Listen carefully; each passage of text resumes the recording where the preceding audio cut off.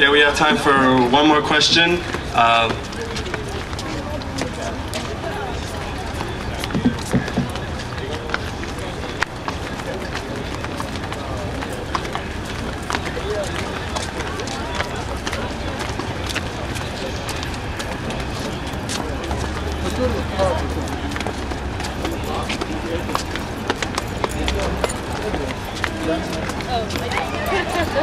This is a good question. Yeah, I mean, I very much grew up with the notion that this was a religious war, that this was just because, you know, Jews and Muslims just couldn't ever get along, and there's not much to be done about it.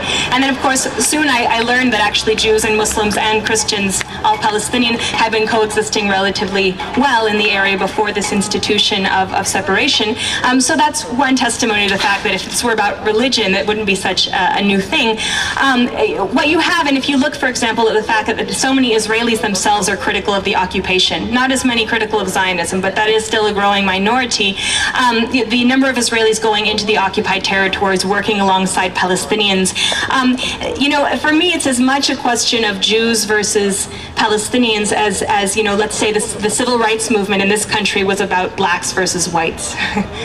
You know, was it really all the blacks against all the whites? No, it was about human rights.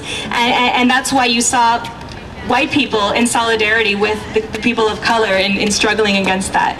And so for me, really, it is clearly about human rights. And I think anyone who actually takes the time to go there and see the kind of cooperation going on, as well as the actual implementation of the policies done in the name of security, but in practice have nothing to do with it. They're much more consistent with the drive for control and power over resources in the area without the people on them. Because if you let them have, equal rights, then you lose your Jewish majority. And that has been prioritized over equal rights and democracy. Thank you very much.